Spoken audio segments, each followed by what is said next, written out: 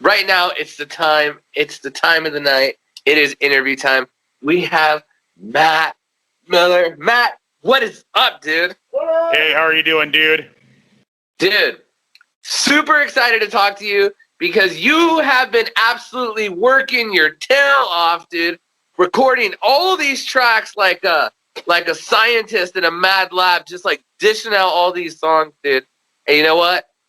I'm hella impressed, dude, because like that's one of the things we have to do, during the COVID downtime is like, produce and compose and write, just kind of honing our skills, dude. And it seems like you have been extremely busy lately.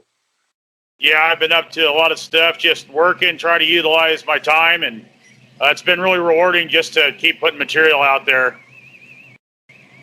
Dude, I'm super happy that like you got a logo now and everything. You're doing like your own solo stuff, dude. Because it seems like you're just writing off the bat left and right. Did you just have a lot of material sitting around that you haven't recorded yet, or were you just a lot of it's just stuff that's been sitting at I did demo stuff, but never like recorded it all the way with like, fleshing out the ideas. So I just figured it was time to, put the stuff out there and just see what it became of it. And a lot of the songs I didn't know when I tracked them, if they were going to be, songs with vocals or instrumental songs. So it just kind of depended on the vibe. And so what I did is I recorded about 22 songs of my own music and then stopped and sat on them for a while. Then started to do the cover album after I had gotten all that stuff done and decided, kind of what I wanted to do with each thing. Dude, that is absolutely awesome, dude. So did you always know how to like record it all yourself and get all the music going yourself, or is that something you just recently like honed in during quarantine? It was interesting, man. Just how it all went down. I just put it all together and just decided kind of like how things were going to go, and it was pretty cool. Dude, no, it's pretty awesome, dude. I mean, everything I've heard, dude, has been super awesome. So, dude, you've been one thing that's been super awesome, dude, that I haven't really seen since I've been in the scene, at least, is write all these covers and have all these guest vocalists that you had on all these covers, dude. I haven't seen that before. Maybe I know it's probably been done, and but as far as like what I've seen, dude, I thought that was absolutely sick, dude. I was always excited and like anticipating who you're gonna have on next, dude. So tell me, what was the idea behind that, and also the choosing of the covers, and maybe a little bit of the choosing of the singers. All right, well, recap. So what happened is I had a bunch of songs I've been sitting on for a really long time, and I made demos of them, but never really like fleshed them out all the way and put it all together. So I'm like, I might as well do it.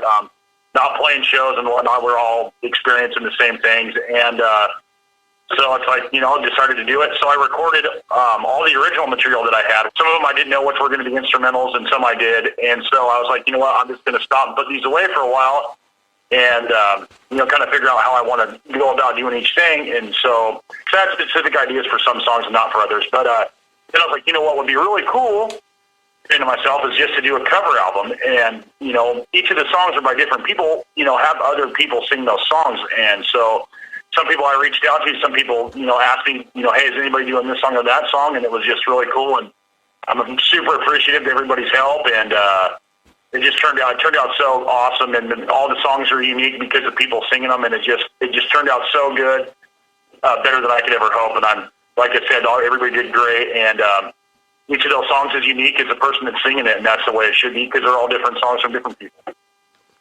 Dude, that is totally awesome, dude. Out of all these covers, did you have a song out of there that was kind of difficult for you? There were a few. Like, it's like I wanted to do the songs that I like to listen to, but I wanted to, some of them were pretty challenging. I'm not going to, say they weren't. That Necrophagist solo was hard.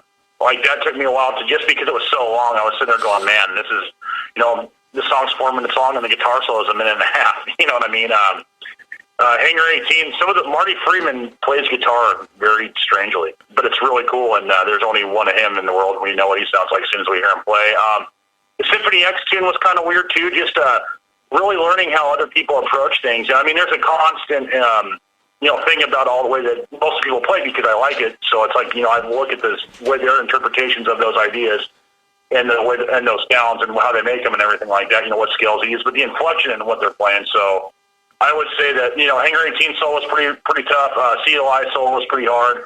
the Fermented Offal Discharge was pretty tough, but you know what? It turned out really good. I just, hunkered down, took my time, and I got her done as best I could.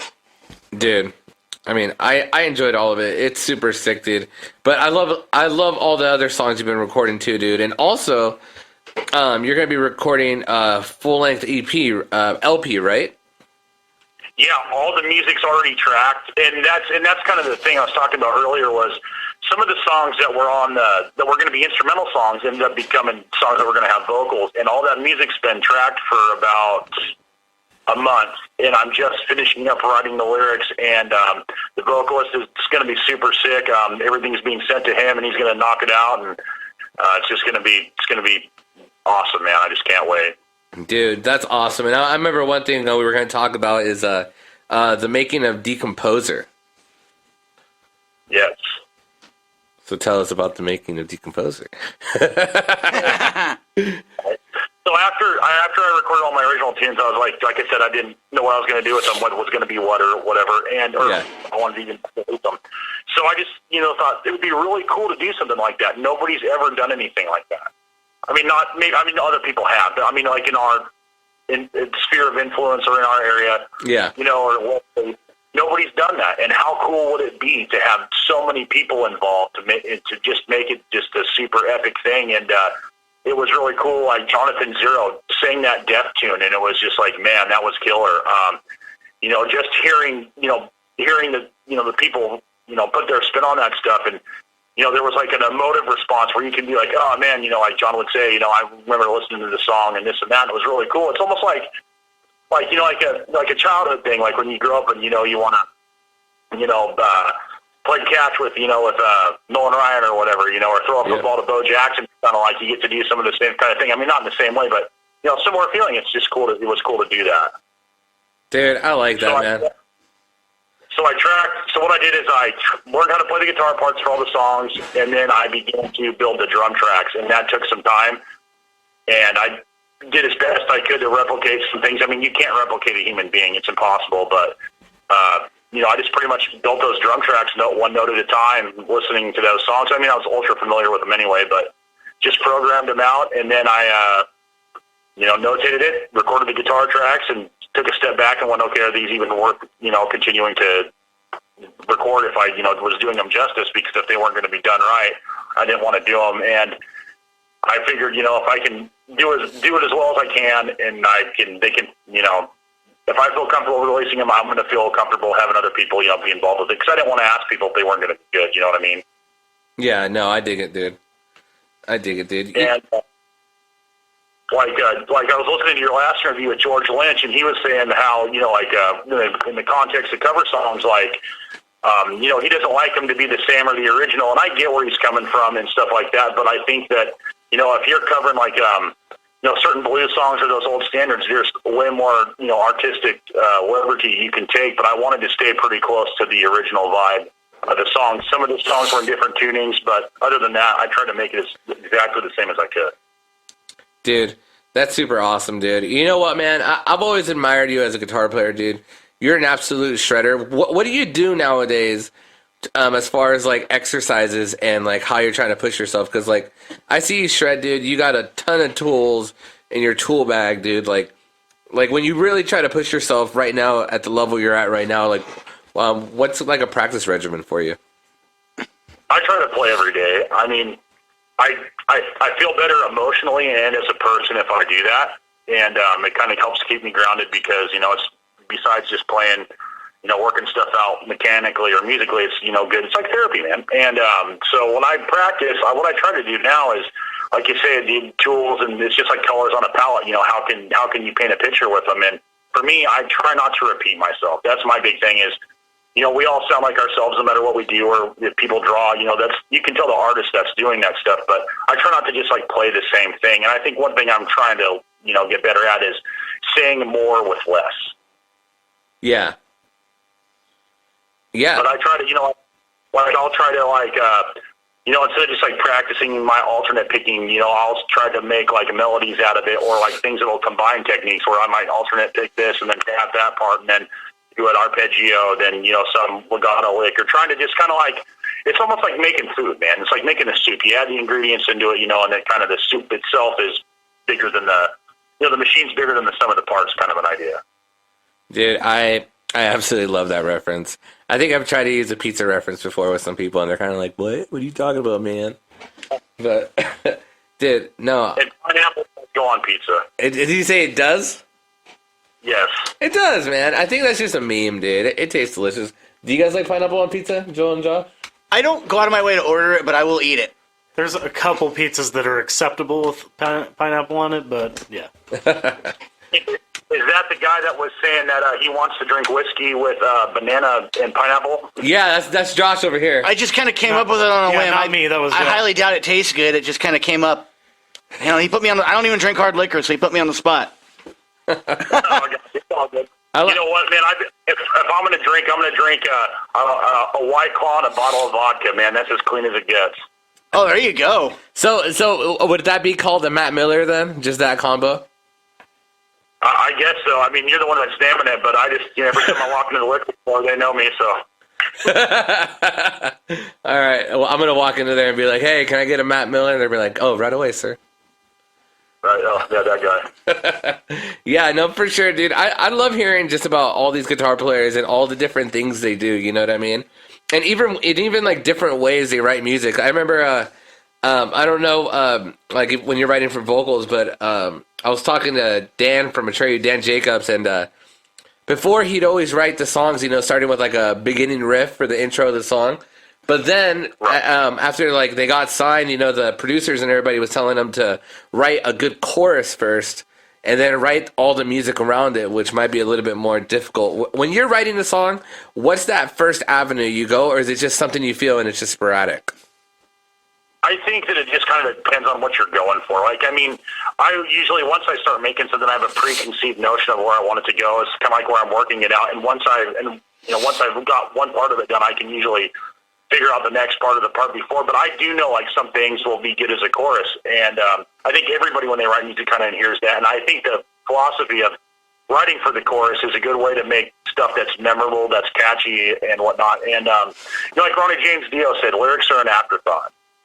And so it's kind of like, what is the song trying to say? What's the part trying to say? There's nothing cooler than like, those videos where there's a large audience, like the Maiden videos from Rock and Rio, and everybody's singing the guitar melodies and stuff, and the chorus is just some massive thing. It's kind of like there are little climaxes within the story that the song's telling. So it just kind of depends for me, I guess.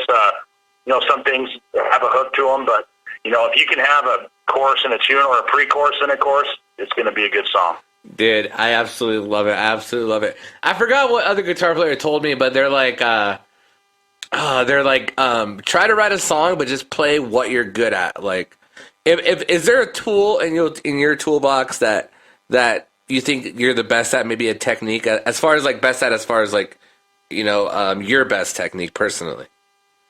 Man, I used to rely upon a lot of the same things. Like I've heard before, like some people had mentioned that, I've got a, decent ability to do the sweep pick thing. And, I use it still, but I think that the more that I'm playing and the more that I'm trying to write melodically and more that I'm trying to write stuff that fits the song, I don't use it as much, but not use it as much, but use it more tastefully. You know what I mean? It's something that's really cool when done right, but but even if you can play it cleanly, it's kind of like, does it call for it kind of thing. So I think from a technical aspect, it's more of like it's kind of like remember NBA Jam, the video game, and they had all the stats and the green bars to tell you what the guy was good at. I'm trying to even all those out. So now I'm just kind of looking at things as what would sound good here. So how can I use this to build to the next thing? It's almost like a stairs, like a steps going up, or climbing a ladder to the top. It's like, what can I use to get me to that next rung? And from there, I kind of let it dictate how it wants to go. I don't try to fight it anymore or force anything in there. I just kind of let it be what it is. And usually if I just let it, be what it is, I don't have to fight to try to cram something in there. So I would say that what I'm really using a lot now is probably just a little bit of everything. And I think that's one thing, like you're talking about practicing stuff, I'm trying to practice and improve upon using all the techniques together in like a seamless kind of linear form, instead of like just like this one spot that's this. I want to be able to just flow in and out of each one of those things seamlessly. Dude, I absolutely agree, dude. I think I think that's something I'm trying to do right now too. I think right now what I'm trying to do is like work on my flaws. You know what I mean? Because I was never a student, so like I always had like a bad picking technique that I had to work on. Like I used to like go through picks like in like a practice, or like I'd always be breaking strings or rubbing the paint off. You know, but one of the things I'm trying to do now is slow down. Right. You know what I mean? Because like before, like I always just wanted to play fast, but you know, I forgot who I was talking to. I think it was Marcus Giddle, but like he worships BB King, but you know, he's like slow down and enjoy the music a little bit, you know, and like, you know, it actually improved my songwriting because I was able to build more instead of like trying to go zero to 100 real quick, and you know, and it's right. and it's working for accuracy too, you know, because I think a lot of missed notes can be covered up by distortion and a scale. But when you're slowing down, you could actually see if you're actually nailing it or not. Right, and that's the thing is like articulation's worth more than anything. Speed's cool, but that's the thing is like speed's an illusion. Just because something's fast doesn't necessarily mean it's better. And it took me a long time to figure that out, more than that one too. And you know, there's nothing worse than sloppy fast guitar playing. And look at guys like B.B. King or David Gilmour. They say so much more. I mean, it's a cliche now with one note. Than, you know, like Yngwie does or this and that. But like Yngwie also said, you know, more is more. How can less be more? So it's kind of like finding that, you know, to me, for me anywhere, in my opinion, it's finding that kind of that middle ground. But I think that, you know, having guitar melodies that almost have a vocal quality to them, would allow, you know, for building to a climactic thing. Because to me, it's like one thing I learned from listening to Necrophagist. They're like my favorite band. Like when I heard that, I was like, holy shit, you know, that changed how I looked at everything. And, you know, there's composition within those compositions. And I think that, you know, those songs definitely wouldn't be what they are without those guitar solos. Without them, they're still cool and everything, and the vocals are awesome. The bass is obviously great, and the drumming's crazy too. But, like, they really helped brought things to a different level. And I think that, you know, having a solo, if the song even calls for it, it's about enhancing that song, or maybe taking what the lyrics are saying and reflecting that in a musical way, you know, stuff like that. It's almost kind of like how sonically, you know, how do you see how those things are, you know, being portrayed? Dude, I completely agree, dude. 100%, man. Man, I wish you lived close so we could talk about this and like have a beer and just talk about structure. But that's one of the things I've been trying to do too with like me and Rusty playing guitar, is to like break down the solos into like 8 different parts, you know, almost like 8 different riffs connecting. Right. And just, you know, because before it was like with our older thrash songs, it was just fast solo, fast solo, fast solo. You know, it's kind of like the standard ending, you know, like note bend. Right. You know, but we're like, hey, like we like sat down, we're like, hey, let's like think about this. Like let's think about where we're gonna harmonize. And it's kind of like you said with the sweeping, like use it for just like a sweet spot instead of just going all out. So like, you know, getting out of that mentality, like if you're playing less, it's not good enough. You know, so it's like let's try to build a melody. Let's try to harmonize, and kind of like you said, where like the notes are kind of like vocals that speak. You know, that's why like people with Iron Maiden are singing along, like you were saying. You know, so like you know, it's like you said, slowing it down. But it's crazy that, you know, that could be that's something to work on. You know, how for me personally, it's like how hard is it to keep it interesting or fulfilling in some way, you know, to yourself without playing a bunch of stuff. It's like in my opinion, like when I was able to sometimes, very rarely, but sometimes, you know, play less amount of notes, but have so much more of the point I'm trying to come across. It's like those are those moments where it's like, okay, this is the right approach. I mean, some things like Paul Gilbert said, you know, if you want to be a lead guitar player and get heard, you need to learn how to play rhythmically. So it's like there's 2 types of guitar playing. There's rhythmical and non-rhythmical guitar playing. And like you said, you know, there's non-rhythmical guitar playing is great, you know, all the crazy, you know, 16th note runs or 32nd note runs and all that stuff. But, you know, being able to like bend a note and have a little inflection, you know, that stuff to serve the song is the purpose. And I think, you know, if a person wants to, you know, get to the point where their stuff's memorable, then they, you know, take a step back and make, you know, 8 notes sound just as prolific or just as captivating or mesmerizing as, you know, 32 or 16. Yeah. Yeah, no, I completely agree, dude. Is there a guitar player that's inspiring you right now that you maybe got into in like maybe the last like 2 or 3 years? You know, I'm a creature of habit, but there's so many people out there now that are so good. And I got to say, What they have to say is that there are so many people that surround us locally, and that every time I see anybody trying to do something, it inspires me. And as far as like big name people, Nick Johnston, great guitar player, kind of plays like a similar style to Guthrie Govan. He's really good. Nice. He's a kind of more like a traditionalist, but man, that guy can play really good. And the traditionalist, I mean, just more of like like your normal, whatever that means, guitar rock kind of stuff, which is really cool. But I'd say like for my all-time favorite players, Jason Becker, Marty Friedman, Jeff Loomis, Greg Howe's a great guitar player, that people know, but guy deserves a lot more notoriety. Muhammad from Necrophagist, Chuck from Death, Dave Mustaine, just the stuff we all listen to. But I was a huge fan of Alexi Laiho, and when you said that one song sounded like Children of Bodom, you know what? I was not going to lie and say that thought never crossed my mind, because it did. But you know what? It's just an influence the guy had on me, and it's too bad that he died when we got to play with him. And I met him. I didn't hang out with him forever, but Matt, short conversation. Tell me about that show, man. Tell me, because you told me that in the messenger, and I was like, I didn't know you guys played with Children of Bodom. Tell me the scoop, man. How'd you get? Tell me about the whole show, man. How it came to be.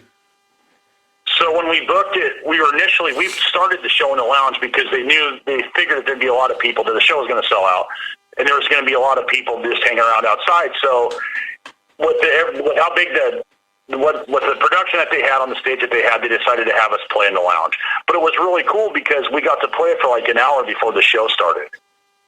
Yeah. So all the people that were sitting in the bar, we were rocking, and it was really cool. And we got to meet everybody and talk, and it was just a really cool time. And I was like, hey man, I got to do this, so it was pretty cool for me. Dude, that's absolutely awesome, dude. So we're starting to have a little bit of short amount of time left. We're talking to Matt Miller here on the Metal Mixtape on KSKQ. And yeah, dude, I'm excited for the release of Decrepit Shed. And yes. and just about everything you're doing, dude. So you want to tell for the listeners that just came in a little bit about Decrepit Shed? Yeah, it's a 8-song instrumental LP. Just a good variety of different stuff. There's some crazy guitar playing stuff. There's some melodic stuff. There's some slow stuff. There's some fast stuff, and there's some scary stuff too. But I just sat down and decided these songs were going to be really good as instrumentals after I tracked them, and decided to release them. They're high-octane guitar playing, no holds barred, just going for it, man. It'll be out probably mid-February is when I'm thinking I'll release it. And there'll be playthrough videos. There'll be all sorts of stuff to go along with it. So hit my YouTube channel, subscribe, Instagram, follow me on all that stuff, and Facebook, and I'll be pumping out some grade A content. Sounds good, man. Sounds good. Let's end the interview with a couple quick questions. Are you ready, Matt? Oh, yeah. All right, man. If you could play for any band for one set in any era, dead or alive, what is that one band? Megadeth. Megadeth? Awesome, dude. What is something you're terrible at? Oh, well, I'm terrible at? There's a lot of things. I think I'm terrible about not being so blunt. Work on my skills. For sure. Hey, do you watch wrestling at all?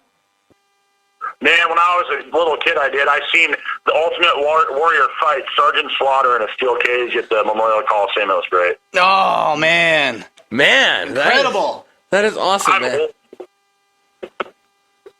What's up? Are you still there? Yeah, I'm old. Dude, that's absolutely awesome, dude. That's absolutely awesome. Well, I was going to ask you, man, if you had to pick a finishing move for the way for you to die at the end of your life, what would be that finishing move by a wrestler? Dude, the flying elbow by the Macho Man Randy Savage. Ooh, yeah. Dude. That is awesome. Dude, he's wearing, our co-host Captain Manhattan's wearing a Macho Man Randy Savage t-shirt. That's what I'm talking about right there. All right, man. What is one band in the 80s that you thought deserved more credit than what they got? Like a metal band? Oh, definitely Racer X. Racer X? Yeah, with Paul Gilbert and Bruce Boulay. Scott Travis went on to drum for Judas Priest, and I can't remember who the singer was for the life of me. Dude, for sure, dude, for sure. Well, hey, Matt, I had a good time with you on the show, man. I can't wait to show everybody this interview. For everybody tuning in, we're talking to Matt Miller. We just talked about his LP release, Decrepit Shed, the making of Composer. The next song we're going to be playing before we end the interview is Tension and Release. Matt, tell us a little bit about that song before we play it. It was just a bunch of ideas that I had sitting around that I never put together, and so I just kind of put them together to see what I had, and it turned out really cool. And it was that one. There's a technical death metal shred fest. Matt, I need one more favor out of you. You know what that is? I need you to say, this is Matt Miller, and you're listening to the Metal Mixtape. This is Matt Miller, and you're listening to the Metal Mixtape. Good night, brother. I'll talk to you later. Later, dude. Here it is, Tension and Release by Matt Miller, here on the Metal Mixtape.